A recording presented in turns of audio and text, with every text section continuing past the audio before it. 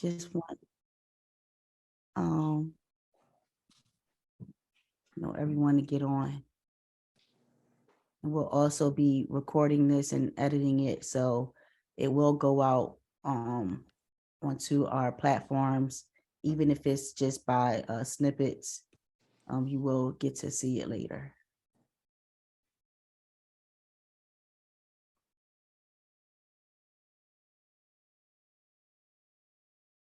So, assalamu alaikum, everyone. Welcome to the Ramadan sickle cell disease series. Today's topic is, can I observe the fast? And I have a co-host. Our co-host is Brother Tehran Gorham. He is from Philadelphia, and he also lives with sickle cell disease. He'll be telling his story, as well as our guest for the evening, Chef Sister Monique Muhammad. And she will tell more about her journey with living with sickle cell disease and being a Muslim. I'm Tahira Austin Muhammad. Most folks know me. I am a Muslim, and I also live with sickle cell disease. I'll be telling you some of my story with observing the fast, not being able to observe the fast, and then just things that we have done in absence of not being able to observe the fast.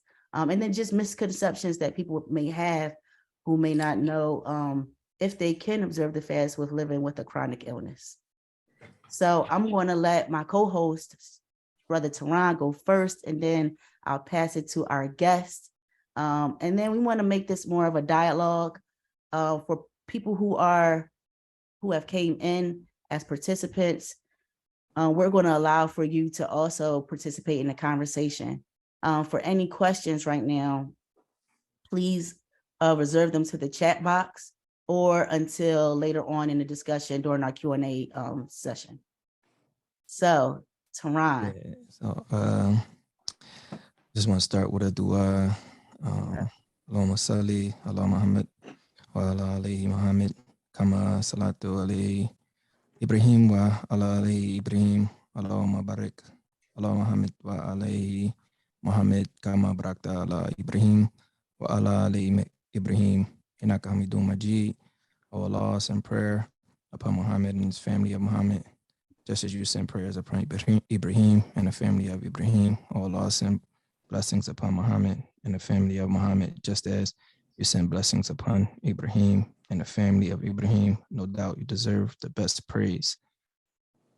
And from that praise is, Ya A'udhu Billahi Minash Shaitanir Rajim. Ya Ayyuhalladhina amanu taqullaha haqqa tuqatihi wa la tamutunna illa wa antum muslimun. And that is just a surah from the Quran. Or you'll believe, worship Allah as he should be fair, and fear Allah as he should be fair, and do not die except upon on the state of Islam. All right, hello everybody. My name is Tehran Gorham. I am getting up there, 38. I've been diagnosed with sickle cell since I was 10 months old, and my journey. I grew up in Philadelphia. Became Muslim when I was in middle school, maybe like around 11, 12. And I've been, of course, struggling with fasting since a child. I was a lot more hospitalized when I was younger. But as I got older and learned my body, learned my triggers, learned the things that could help me cope with a chronic illness, I was able to begin fasting. And I think I've been fasting for about, consistently about 12 years now. So 12 to 13 years. So, and of course it's not easy. Everybody's story is going to be different. Everybody's journey is going to be different. But, inshallah, I could offer some advice and let you guys know what are things that I was able to do to help get me to a point where the fast was even possible. Alhamdulillah. Thank you, Brother Tehran. Sister Monique. Yes, ma'am. You. Peace and blessings, everyone. Thank you, dear brother, for the intro. Um, I was diagnosed as a child. I actually have sickle cell thalassemia, so I have a different genome of sickle cell. But the struggle and the suffering is no different. I'm also a professional chef, so I used to struggle morally with modifying my fast. And so I wrote down a little notes because there's so much information that I want to give, but we have a short period of time. So I'm going to just list them off as far as what I do to observe the fast, because as some of you may or may not know, when you have an ailment and you cannot fast, there are things you can do to be honorable to Ramadan, to put it plain. So since I'm a chef, what I do, I usually prepare foods for others that are observing the fast. I usually participate in a lot of iftar, which is the breaking of the fast when the sun goes down. And that's how I'm able to satiate my morals for the fast, because seeing people enjoying my food, vibing, being very grateful for being able to complete the fast is very fulfilling for me, because I feel like I'm living vicariously through them because I can't do it. So I'm seeing everybody smiling and happy after prayer, and they're breaking fast, and it's just such a uplifting thing to see. Okay, and that's number one. So number two, I do this all day. I stay constantly in the remembrance of Allah. I thank Allah for waking me up. I thank Allah for the sunrise, the sunset, everything I find Allah in my 24 hours of me being awake or moving. I stay in the remembrance. I see blessings in others. I bless others. I constantly try to pay it forward on a daily basis. Okay. Number three, recite duas or Quranic surahs. So, I knew a sister, she was dealing with cancer treatments, and she constantly said a dua every time prayer would come in, in conjunction with, saying her prayers are making her rakah. She did say a dua. She said a dua for, those who are completing the Ramadan fast, for those who may have struggles, for those who may not have struggles with the Ramadan fast. She just stayed constantly with the duas, and then, she recited the surahs to build others that were observing the fast.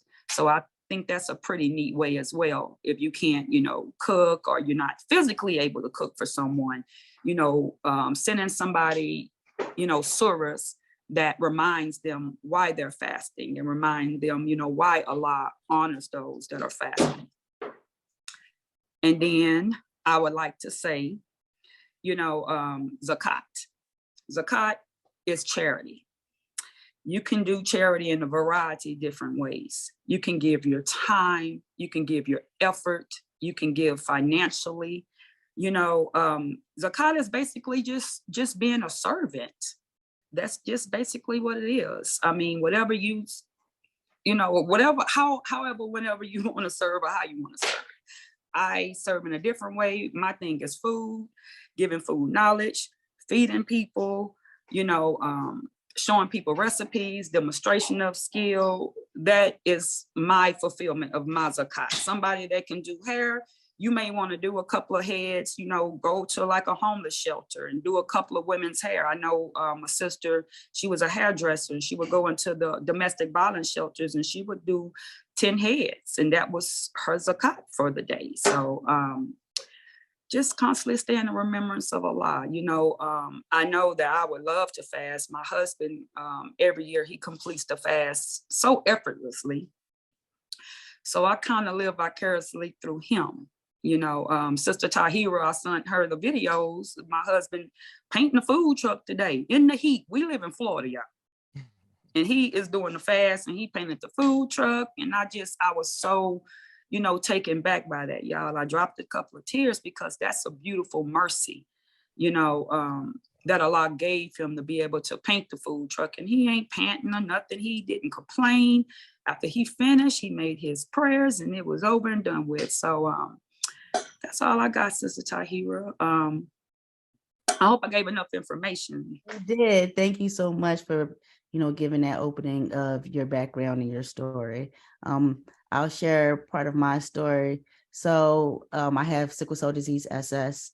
I was diagnosed with sickle cell disease at 6 years old. So I was late to the game, as they say, but because I was diagnosed so late, because I was born at Chestnut Hill Hospital in the late 80s, right outside of Philadelphia. So my hematologist, my pediatric hematologist told my parents that if I had been born within the city limits hospitals, so those adult hospitals and Penn Medicine, even if I was born, at Abington, I would have been diagnosed at birth. Chestnut Hill was not doing newborn screening in 6 when I was born.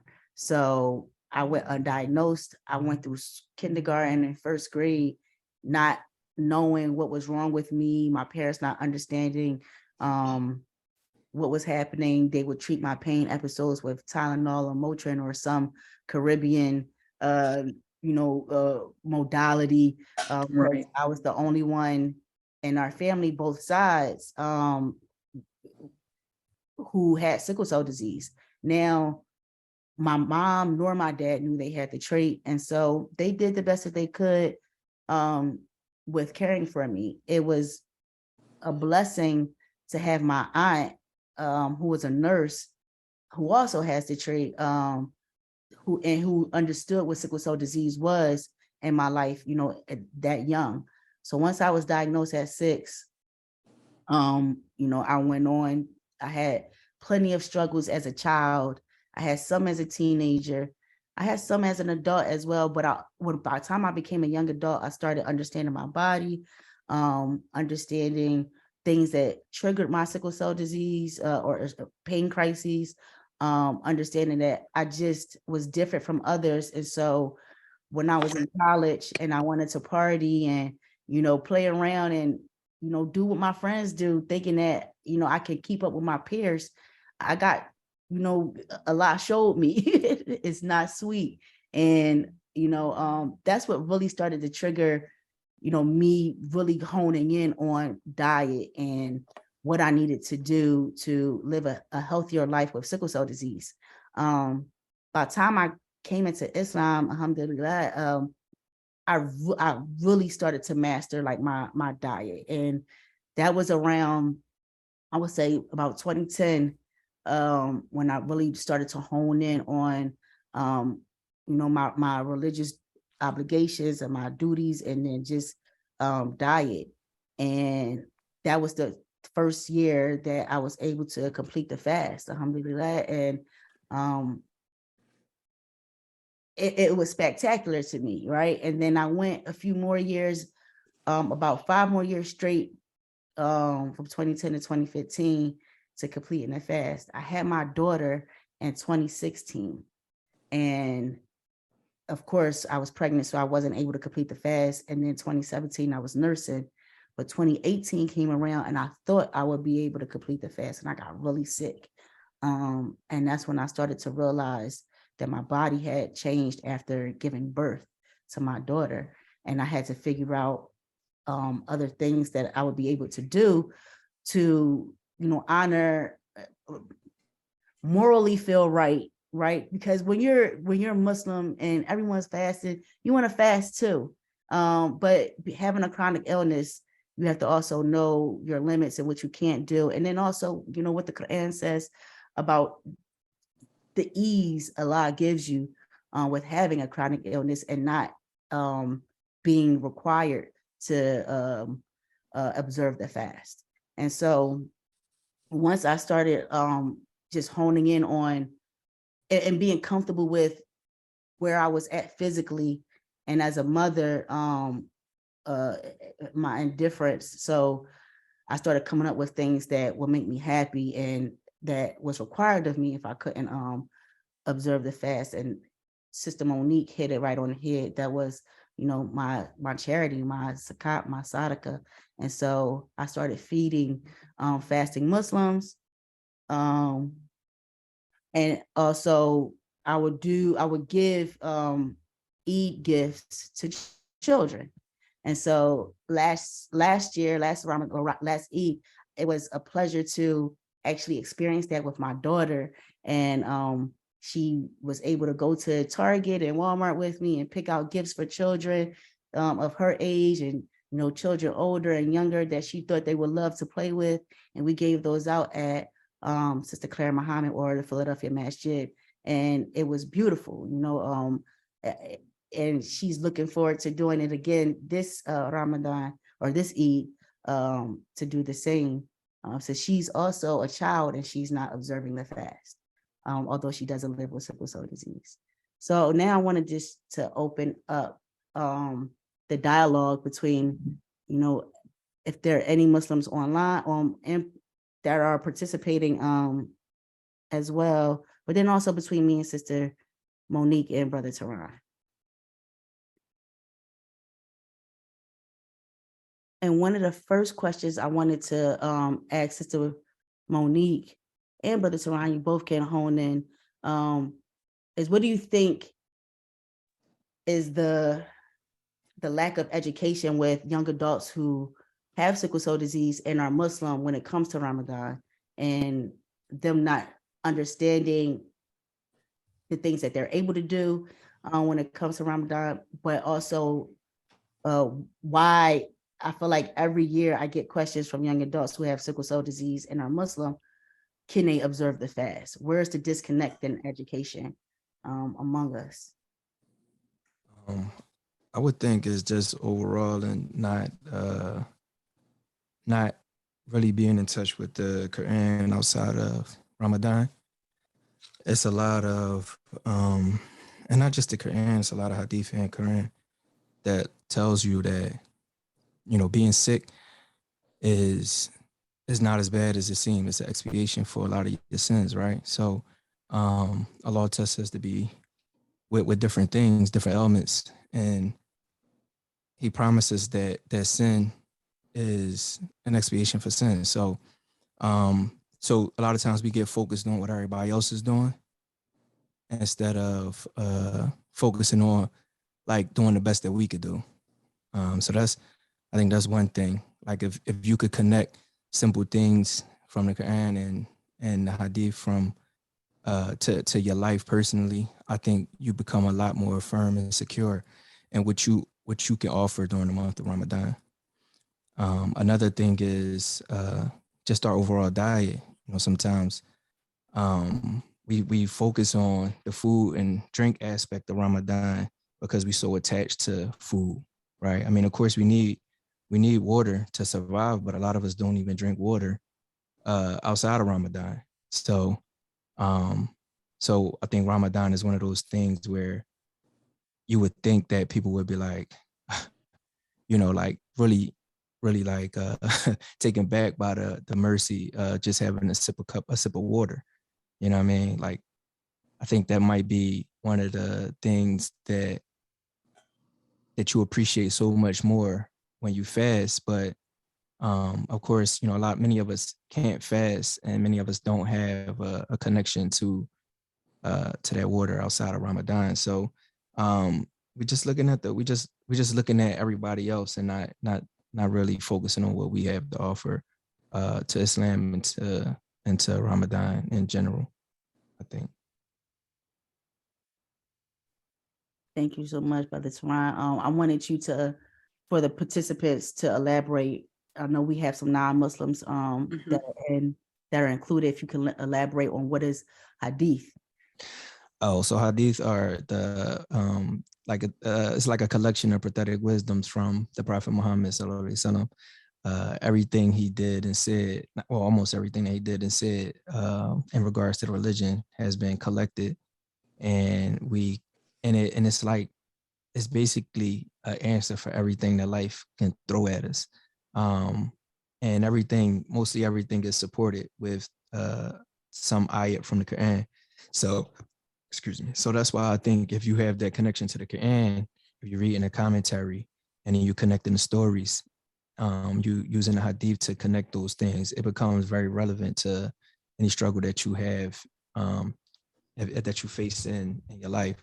So for me, that was one of the things I always focused on, having sickle cell. I feel like I look at the good that sickle cell has done for me. Like, yes, it's very painful at times and it's limiting at times. Like I couldn't play ball as much as my peers and things of that nature. But I think it also kept me out of trouble, because a lot of times when they was out doing stuff they ain't had no business doing, I wasn't, I couldn't keep up. So I wouldn't put myself in those situations. And as an adult, I look back on those things like, that's a mercy from Allah, because plenty of times like I turn around, like, man, my cousins would be out doing something and I'll be like, you know what? I don't want to get caught. That was the wrong reason. That was the wrong reason at the I time. feel that. Like, I don't want to get caught. So I'm gonna go ahead and turn. I'm gonna head out. And I'll be in the I'm gonna go crib on chilling. home. I'll be in the crib chilling, taking a nap, and I hear him getting tore up. And I'm like, damn, what happened? Yeah, And he I like, yeah, definitely we can feel got that. caught. Yeah, we got caught. So, you know what I mean? It's alhamdulillah. I'm like, I was in here chilling, Yeah, I definitely can relate to sickle cell being a mercy from Allah, because it's taken me all over the world. I've got to live and teach in Ghana. I've got to live in Colombia. I've traveled, I've taught, I've been a part of a lot of things, even at this age, more than many of my peers, and it was all because of sickle cell disease.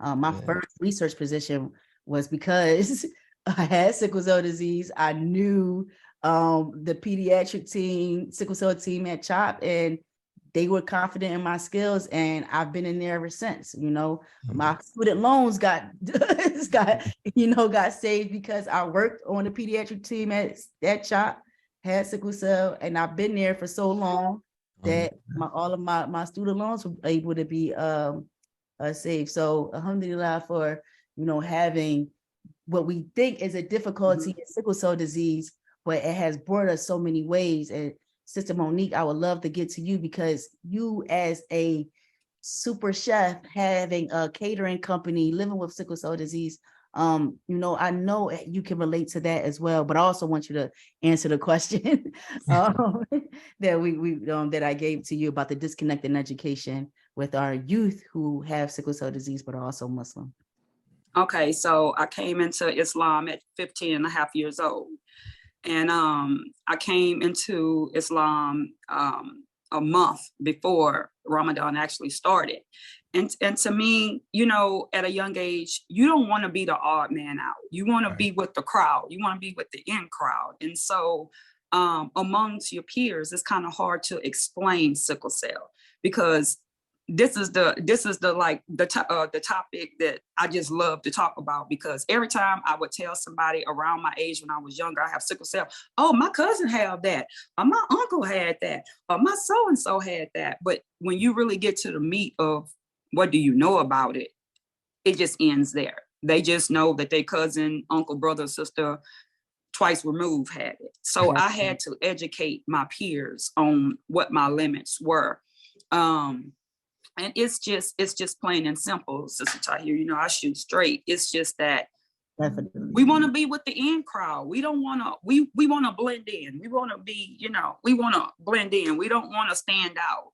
And I'm seeing more with this generation that does have sickle cell. I'm seeing them more vocal, and I'm seeing them more, leading the pack versus when I was a youngin', because I'm probably the oldest person on this live, real talk. But oh no, you don't see. Sister Tahir, I'm older than you. You look good. You look good though. So alhamdulillah for the years. But sickle cell definitely, but I was look, y'all, I grew up in the South. I was rambunctious. I was a tomboy. I was up for it. But it definitely made me have a different type of resilience. I knew my limits, but I pushed the limit. Yeah. Okay. And as far as for how sickle cell has like changed my life, y'all. I wouldn't be the chef I am if it wasn't for sickle cell, because I wanted to find ways with food to give me the ease that I needed. And sickle cell did that for me. Yeah, we suffer tremendously with pain crisis, but y'all, it gives us those little merciful moments. And y'all know, because y'all know how we suffer, those moments that Allah give us the mercy, it's impacting. And it creates a very a strength that I can't even put into words. I can't even begin to explain the strength. It's indescribable. So that's what I think, Sister Tahira. I just think, it's the blending in. It's the, I want to be with the in crowd. I don't want to be the odd man out. But I think if the information was out there in the form of lives or reels or TikToks, maybe we can get some of the youngest to do a TikTok. Definitely. That way, because they look at those, but make it under a minute, because they attention span in this generation. Yeah. Yeah. So I think going into the next question, I think I would like to ask, how has Islam, how does your Islam look as far as fasting outside of Ramadan? Because it might be difficult to fast for 30 days, but how many of us even try to fast just Tuesdays and Thursdays, or just, any other time? Because fasting is something that is beneficial throughout the whole year. So, many of us, we might look at it like 30 days is way too long, or I can't fast from Fajr to Maghrib, but maybe you could fast from when you wake up in the morning to dinner time, or like what do that look like outside of Ramadan for you guys? Well, I'm gonna say the first 2 days I did just drink water only until 3:30. Okay. But my hematologist advised against that, because I'm here in Florida and it's getting hot outside. And he was just worried about me getting dehydrated and my body reacting to the dehydration. So I had to call it. I did do 2 days where I didn't eat until, into sunset. But my hematologist, he nixed that. He said I couldn't do it because of the hydration that I need to run my body, because of the climate I'm in. So for me, I've actually been able to do what we call so at the first of the month, we'll do a fast that's from Thursday night to Sunday evening. So I usually eat how I keep up with my diet and just my lifestyle and keeping healthy. I eat 1 meal a day regardless. I hydrate throughout the day, but I don't eat a meal outside of Ramadan until between the hours of 4 and 6 p.m. So when we do those once a month fast for that first weekend, it will be Thursday evening to Sunday around 5 o'clock. And I can get through those easy, especially now that my body has changed since becoming a mother, the things I've been going through since needing a kidney transplant. And it's helpful actually with needing a kidney transplant or with my chronic kidney disease, because I can't have a lot of fluid anyway.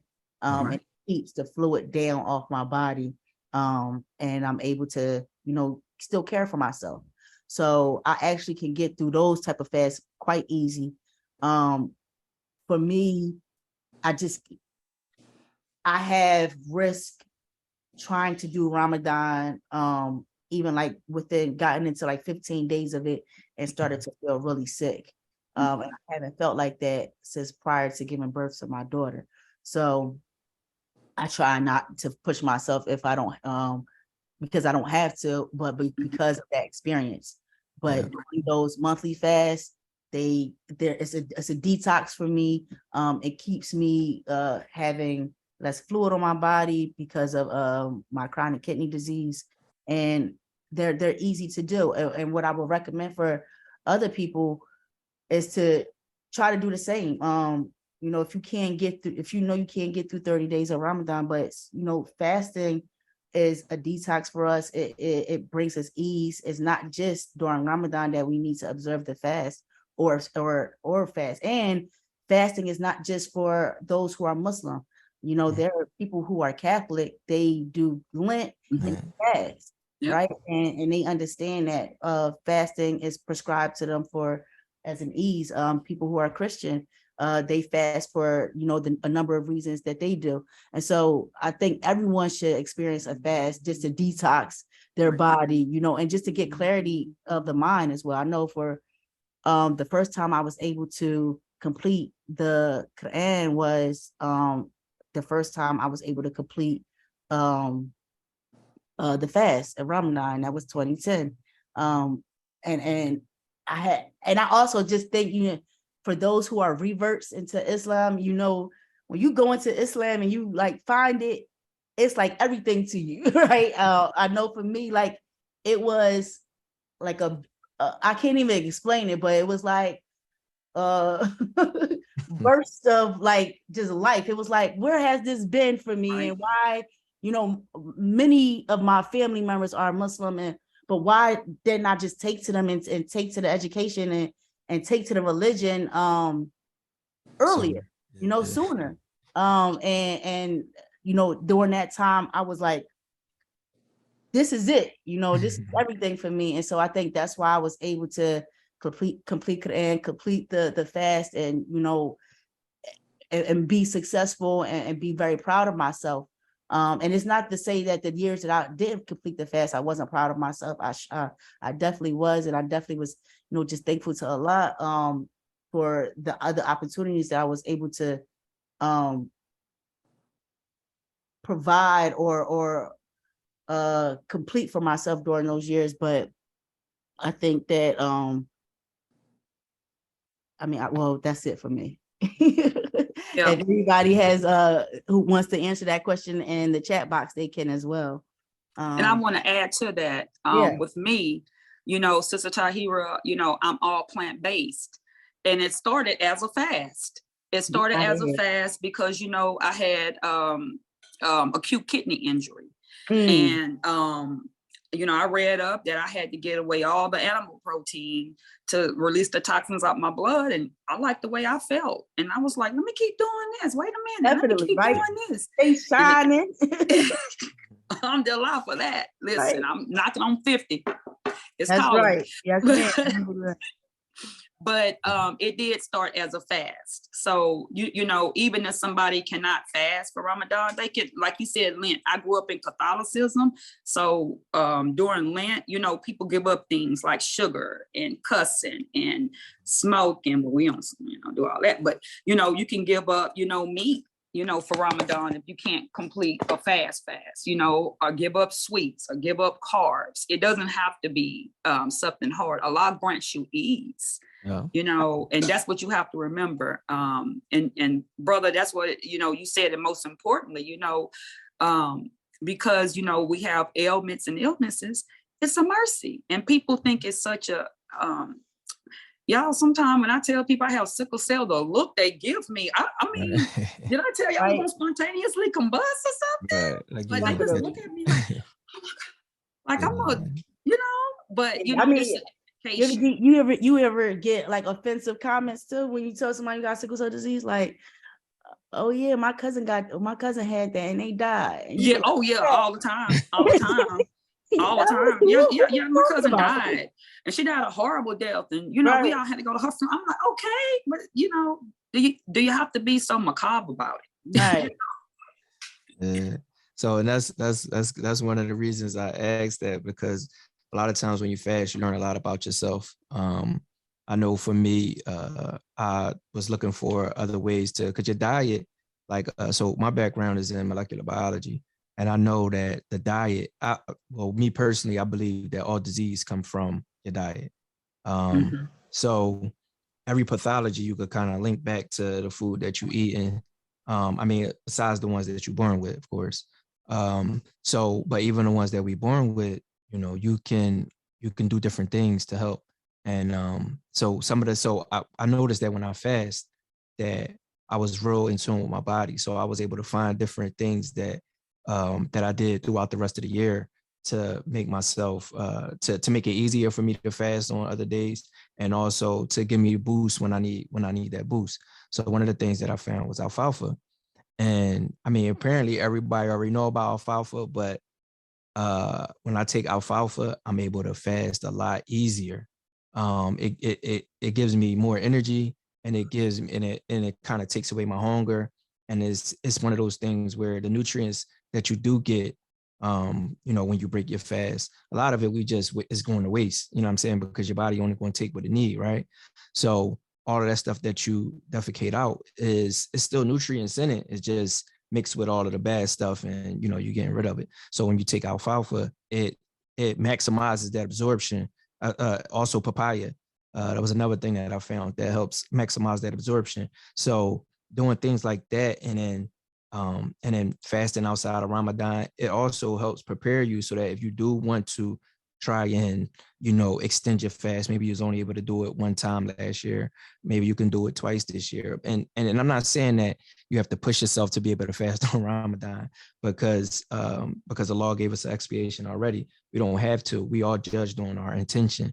But some of us, we push ourselves in other ways. We push ourselves when like we was just talking about, when you ain't supposed to be doing something, you push yourself. Or if you in school and you got that test, you push yourself. So that was one of the things that I thought to myself. Like, I was taking my prelims, and I was like, you know what? I always push myself for other stuff. I push myself for school and all of that. And I was thinking about it fell during Ramadan. I was thinking about not fasting during my prelims for school.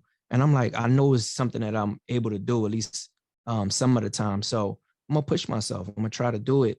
And at first I started out with just water. And at this point, when my prelims fell, I realized that I know the signs now. You know what I'm saying? I know the signs that if I do start fasting, that, all right, I need to break my fast because it's about to get bad. So so fasting outside of Ramadan gave me the knowledge of my body, and the more like the purity of my intentions. It purified my intentions, and it gave me the tools to be able to push myself as far as, like, I want to do this. I do this for other things. I want to do this for Allah.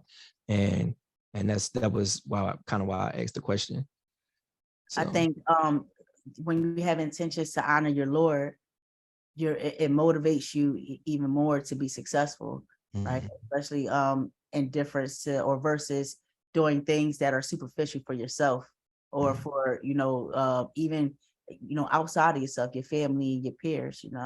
I wanted to ask you all, how can hospitals or even community-based organizations like Crescent support the Muslim who has sickle cell disease? What type of programs can we put in place?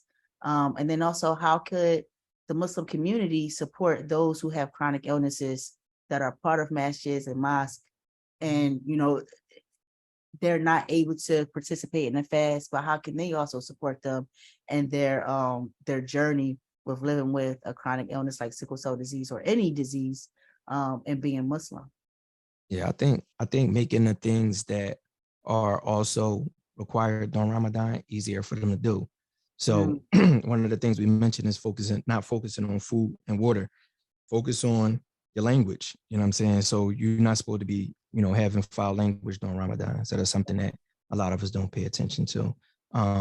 You're giving. You're supposed to give more. This is the month where the Prophet Muhammad gave the most during Ramadan. Your charity. So, and charity can be time. So if you can't fast, then one of the things that I always try to do was to be more active in the masjid. So you get a lot of blessings for serving food to the fasting person, as our sister talked about.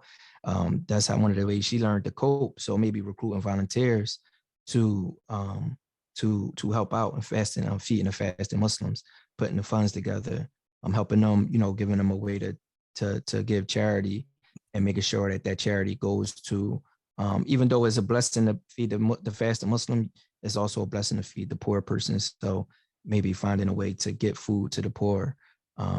Also, as far as the hospital goes, just giving them, so besides our body having rights on us, we have a right on each other to be visited during sickness. So maybe helping facilitate the Muslims when they ill to be visited by the Love Muslims, that. Yeah. things of that nature. What about you, Sister Monique? I think you're on mute. I'm sorry. Go Okay. ahead.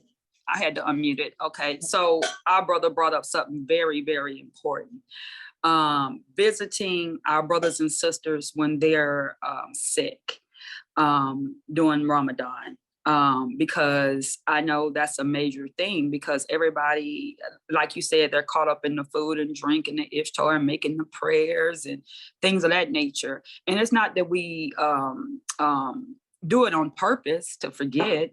It's the fact that we just get caught up in our own, our own fast, as I like to say. We get caught up in our own fast. And so visiting somebody else, and giving them the hope, and reading the surahs to them and giving them the hadith and giving them just, general love, just pouring love on them. It's absolutely, fabulous. Around Ramadan last year, I was sick. And Sister Tahira, she checked on me. I'm telling you, she checked on me sometimes in the wee hours of the night. Yo, I'm like, that really, really uplifted me. So brother, you said something that's powerful. And in the masjid, I think just organizing and getting a list going of the sick, basically giving them, like a little care package, some crackers, some socks. I love socks. Giving them like a little booklet, getting a masjid, everybody in there just to write a little message on a card, basically like you do it like at an office when it's somebody's birthday, just showing love. I mean, that's universal because everybody understand that. Yeah. I also think what would be dope for like hospitals to even like partner with local masjids, but for the those who are sick and they are not able to get to the masjid or get to the mosque, or they're hospitalized, if they had care packages that included like a small Quran, right? Yes. A prayer rug, things that you find comfort as a Muslim. I know for me, I had a hospitalization. I'm only 2 weeks out or 2.5 weeks out of the hospital, but I had my Quran with me when I was in the hospital. I had my prayer rug, and the nurses were so in tune with me as a Muslim, and even having sickle cell disease, they knew when to knock if I was praying. They made comforts around, my needs as a Muslim, and I appreciated that. I think if even as CBOs, community-based organizations that serve, this demographic of sickle cell constituents who are Muslim, if they, were the ones who gathered those things that Muslims hold dear to them, and then distributed it to, either the local masjid or distributed to the local hospital to the Muslims there who are inpatient, would be, grand. And those type of things can happen, with just organizing. Right. But speaking of that, how do we create community with those of us who are Muslim and have sickle cell disease? I feel like we're in silos, and I also feel like there are those who I grew up with that I didn't know who are reverts and who I didn't know were Muslim. And so I'm like, how do I bring them in? How do I, hone them into, figure out, just things that we can do as a community living with sickle cell disease. I feel like me and Sister Monique, although we're in 2 different area codes, we have formed community, right? We check in with each other. We love on each other. We see how, what do each other, how can I help you? How can you help me? With supporting each other. But I don't feel that in like geographically or like in our locale, right? So in Philly, I don't feel like I know a lot of Muslims who have sickle cell disease. What's interesting is I can always like I've been asked to speak at local masses, and then they're like people who come up to me and like my daughter has sickle cell disease, right? Or my son has sickle cell disease, or I have sickle cell disease. And I'm like, yo, where you been at? Right. Like, because, and I say that because usually I'm able to hone people in because either we grew up together or we go to the same hospital. So if I know that you go to HUP or Pincy, which are local hospitals here in Philadelphia, then I'm able to, hone you into our community-based organization, Crescent Foundation. But how else can we do that? And how else can we do that even as individuals, and how else can we do that as a CBO? Yeah, I think the hospital can be key in that, because at some point many of us are patients in the hospital. So maybe it's a way to have the hospitals like identify these people so that we're not like breaking HIPAA or nothing like that. They can have something where it's like, oh, it's an organization for Muslims with sickle cell that have this thing going on. I know HUP has a every week they have like a community, like some type of Zoom where they just talk about sickle cell and things of that nature, and they connect people. So maybe those lists can be utilized to identify Muslims, but sometimes I think people might not want to be identified. You know what I mean? I think so too. I agree. I know with having sickle cell, sometimes, especially being a Black man in Philly, it's kind of like a weakness. Sometimes you kind of look at it as being a weakness, and you don't want to lean on that because it could get you hurt. You know what I'm saying? So, especially being young and Black and male, I mean, it's a little different for women because they're allowed to show that softness. I would say that during my younger generation, girls are shooters now. So right. They doing some real crazy stuff. Let's keep it 100. Let's be as transparent. I mean, but in general, I mean, you get a few stragglers who real ratchet. You know what I mean? Real. Islam is one of those things that soften your heart, right? So if the environment is not conducive of a soft heart, is more so likely going to be more detrimental to a male than a female, just because you know what I'm saying. It's like this, it's like you're living in a land of wolves. Right. And I think it's our nature. So yeah. But Sister Tahira, I know me and Sister Tahira had a conversation about 3-4 years ago about how sickle cell is like a scarlet letter. Like some people don't want people to know that they have sickle cell. So it's like they call you over to the dope dude. He's like, come here, I got something to tell you. And I'm like, well, what's going on? I got sickle cell. And I'm like, okay, well, no, I don't want nobody to know. I don't want nobody to know. I want nobody to know, Sister Monique. And I'm like, why? And, I hate that it's such stigmata, with sickle cell. Like I have 3 children. Out of my 3 children, my oldest son has trait. So he has challenges. He went to New York 3 weeks ago, and it was cold in New York, and it's not like Houston.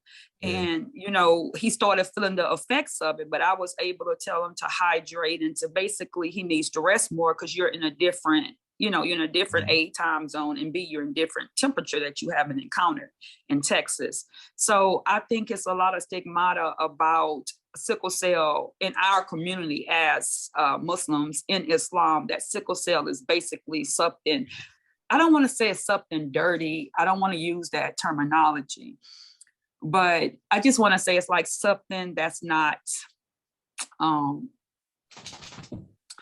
like basically it's like cancer. I'm gonna tell you, people look at it like cancer, like, oh, you're gonna die from it. So basically, they have a lot of sorrow, or they're like, I'm gonna give you the real, y'all. Sometimes people are more depressed about sickle cell than I am. I'm like, come on now, y'all. Why y'all putting me 1 foot in the grave? Like, what's going on with that? Definitely. I know y'all experienced that as well, especially when we have pain crisis. I done had people come up to me and crying, and I'm looking at, why are you crying? Same, well, you got the oxygen on, and you got the IV. I'm like, and it tends to make you like insensitive to them, right? Because you're like, yo, I'm not like, I'm gonna be out of here by the end of the week. Exactly. Like they really get it together, tripping. bro. Like, yeah, you tripping. Definitely, I've definitely experienced that. Yeah, we got this. I think it's just in the Black community in general, we got this thing about health where it's like out of sight, out of mind. So Right. anything that reminds us of the hospital is just scary. You know what I mean? Unless of course it's a BBL, then we all for it. You know what I mean? Right. Other than that, it's just stigma with the hospital in general. Like, oh, you was in the hospital, you all right? Like, yeah, and it is scary. It is scary if you consider that a lot of people that that don't have any health elements never, you know what I'm saying? Like I got friends that never been in the hospital before. Mm. Yeah.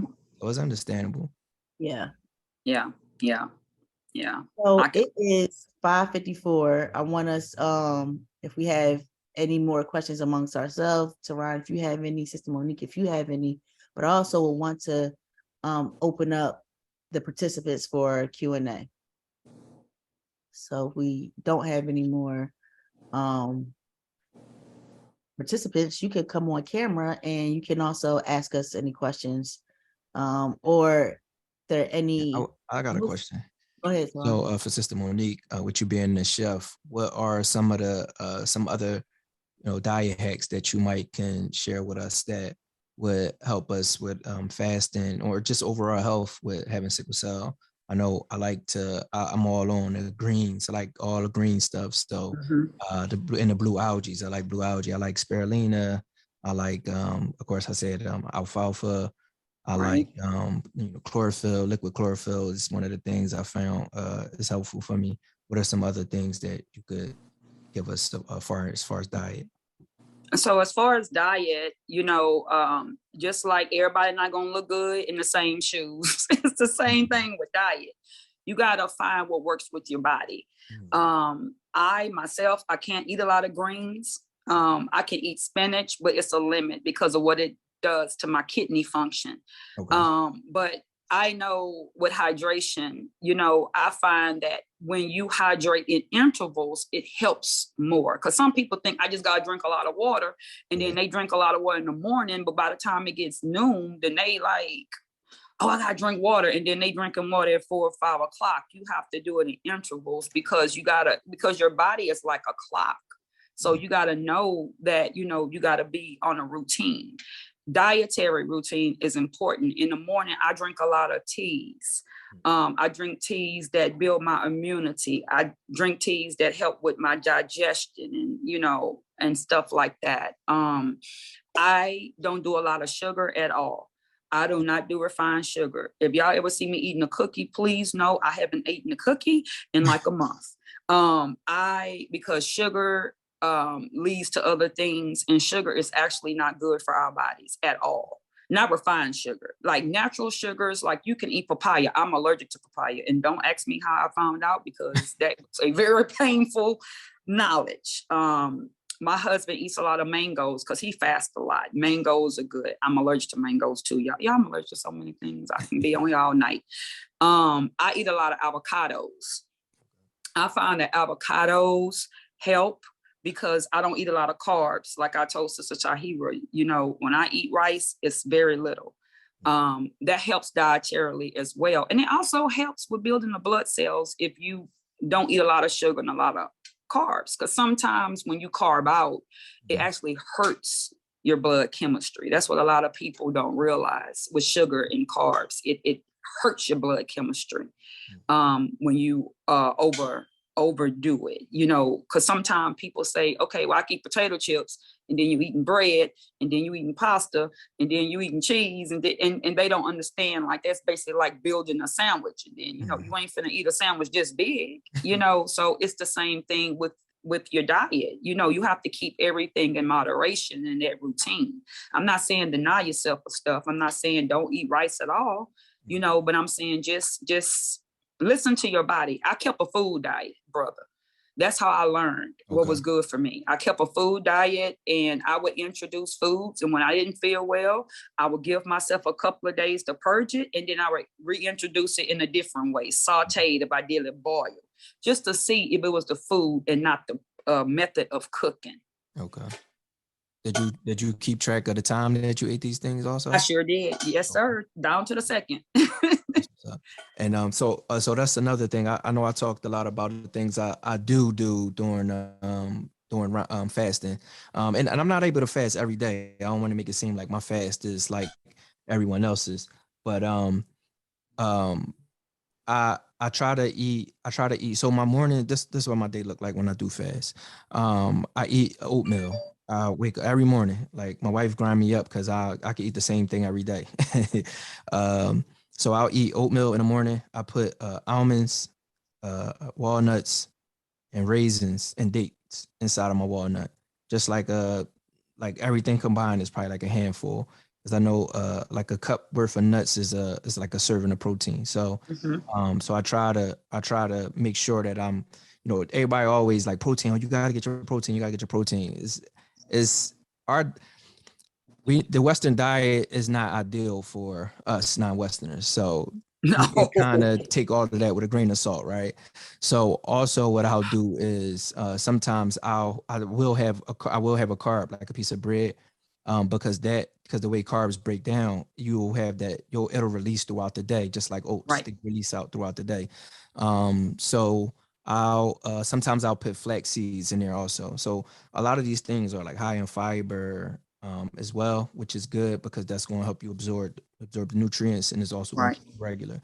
I avoid spicy foods like eating, and if I do, I try to drink black seed oil on my empty stomach. So so before I eat, I will have like not even a full teaspoon of black seed oil, just to coat my stomach, because the Prophet Sallallahu Alaihi Wasallam said that the black seed oil is the cure for everything except death. It has so many different benefits in it, and I actually cured my stomach because when you take a lot of opiates, it hardens the lining of your stomach.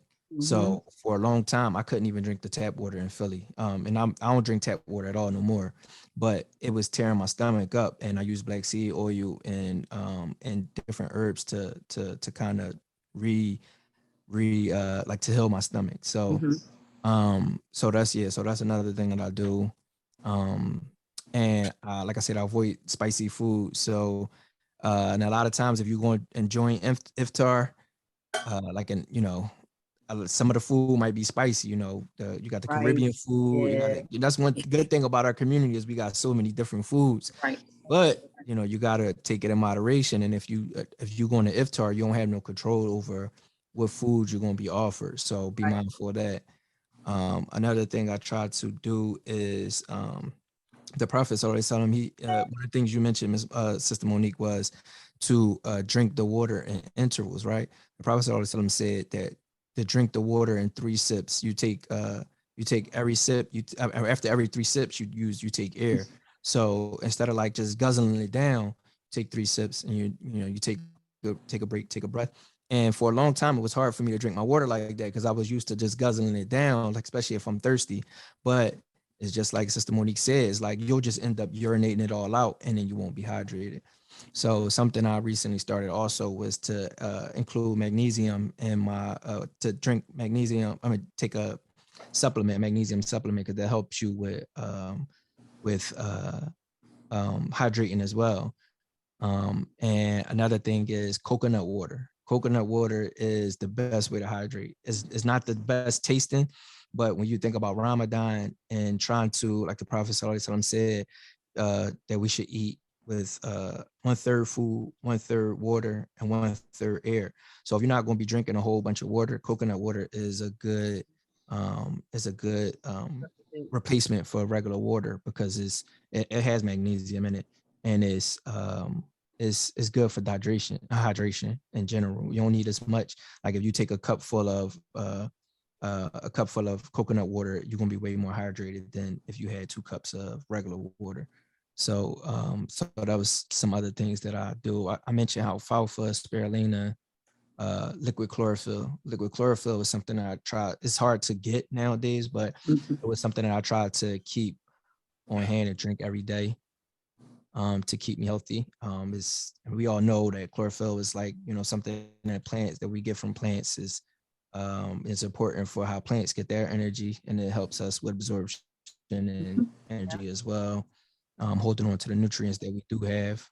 And I can't really think of anything else. Oh, the papaya, like when I mentioned the papaya, I got it's like it's like a papaya extract, and they just put it in a chewable pill, and I just use those. I kind of save those for Ramadan. Though I don't use them on a regular basis, but yeah, those are just some of the things. Or flaxseed, I say flaxseeds, yeah. So I just recently learned that I'll be watching this boy named Yaki Awaken, and he like all he vegan boy. He break down a lot of the science. So even though I eat flaxseed, he was mentioning that seeds are not the best to have in your diet because of lectins. So I have to do more research on that. But this is what I do. I'm not a doctor or nothing like that. I'm not a scholar either. So as far as like everything I'm saying, this is just things that I do and that I think about in regards to fasting. So. I agree. I think that may be our last question if we want to open it up to the participants. But Brother Teron, you did get a question. Can you type in the brother's name in the chat that you watch? Okay. If there are any participants who want to give questions right now, so we could do Q&A, or if there are any Muslims living with sickle cell disease, or if you have a child living with sickle cell disease and you're Muslim, a grandchild, if you have any questions or thoughts, you can speak now, and you can come off camera. We'd love to see your beautiful face. Hey everybody. I can't come off camera because I look crazy right now, but I wanted to say in regards to the different ways to kind of reach out in the community to speak to more people and to kind of let them know like it's okay to say you have sickle cell, is what you can do. Do you guys think that before Ramadan starts, if any of you have like a trusted healthcare provider, like a doctor, hematologist, who actually is knowledgeable about it, who would come to the masjid and do like a little panel just to speak ahead of time and say like, if you guys do have questions, if you feel more comfortable because this person has a doctor, MD behind their name or whatever, like this person is here to kind of talk to you about it. Because I do find that because I don't have sickle, so I don't have a chronic illness. But even when I was pregnant with my son and I was saying, well, I'm going to fast, the doctor kind of didn't know what to say. Like, like they didn't know what advice to give because they're so unfamiliar with, I feel like, the benefits of fasting. They always just think about what you're taking away from your body as opposed to like the toxins or things that you are getting rid of. So I'm wondering if before Ramadan each year, if there is like a little panel at the different masjids or mosques where there can be like a healthcare practitioner there also who is knowledgeable that can kind of also speak to their brothers and sisters to make them feel more comfortable, maybe taking that jump or letting them know like the signs of when they should break their fast. Because not everybody is in tune with their bodies, but I think sometimes people do feel more comfortable having, somebody else there too to kind of run it by. So I don't know if that's a possibility, but that might also be helpful to get more people on a boat to fast if they're kind of scared or apprehensive, maybe. Right. I definitely feel that. I think that's definitely doable, even as a CBO, to create that space, and to connect the dots. We have in our community, and she is a hematologist at HUP. Her name is Dr. Farzana Sayani. She's Muslim. She's not a hijabi, but she's definitely a practicing Muslim. And I think having that discussion with her is definitely doable.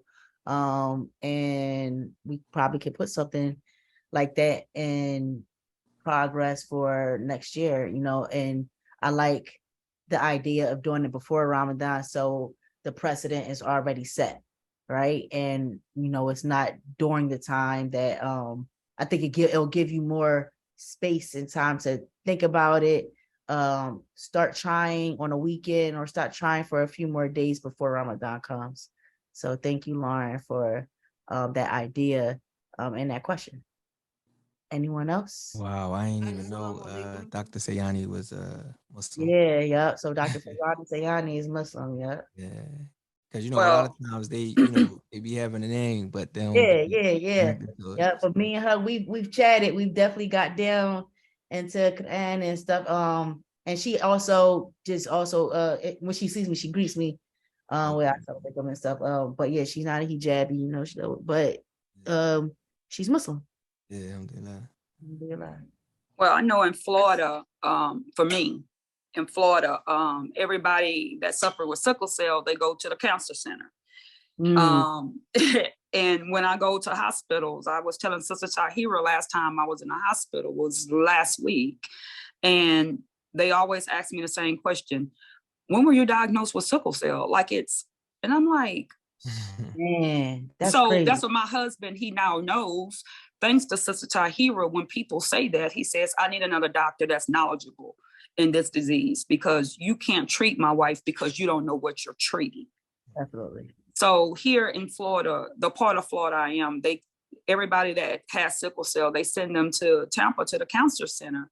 So I'm gonna have a little bit more groundwork to do to organize that, but I'm definitely up for it. I'm definitely up for it. It was a good idea.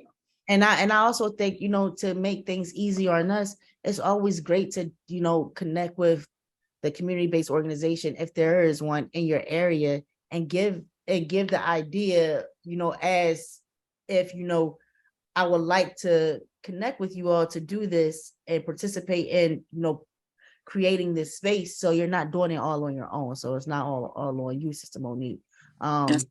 And even with us as a CBO with Crescent, we can provide I'm like really good at creating programs and providing a template.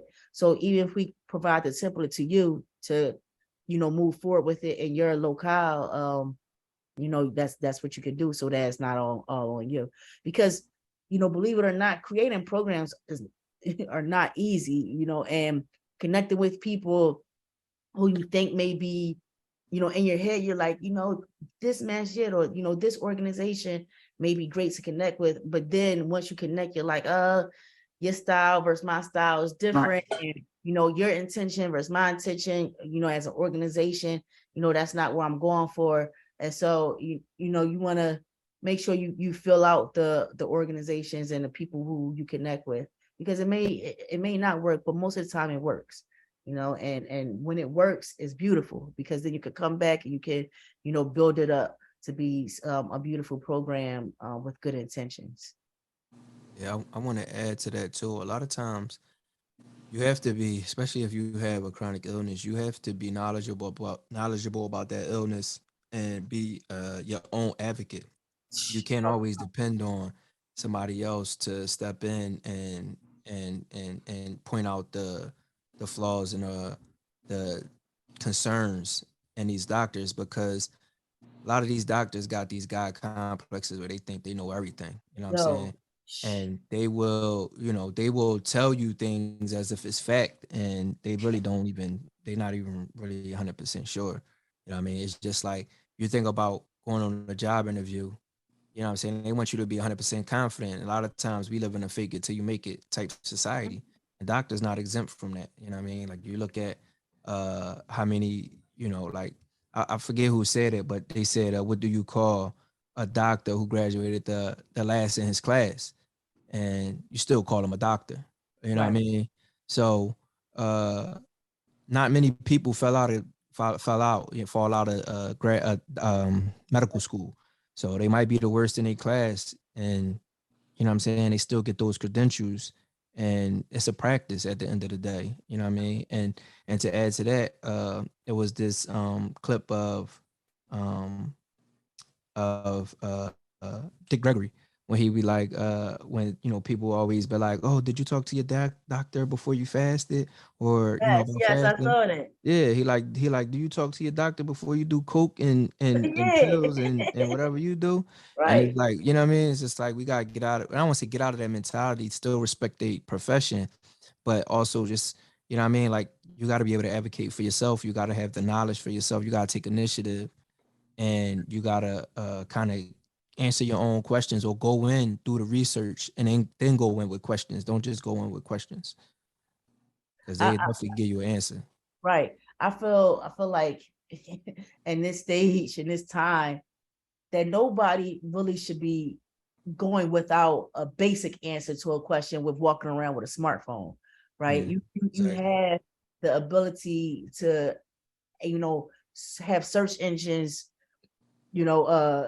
research basic stuff for you. Right. And what you have to be able to decipher is what's real and what's not, and those of us who have had some type of higher education, we know, we're taught things that have an edu, org, you can, kind of depend on to be factual, right? And things that are like blogs and people's opinions, or things that, right, you kind of be like, that's ghetto scholarship, so you bypass that stuff. So any more questions from participants? Thank you, Lauren, for that. Any in the chat?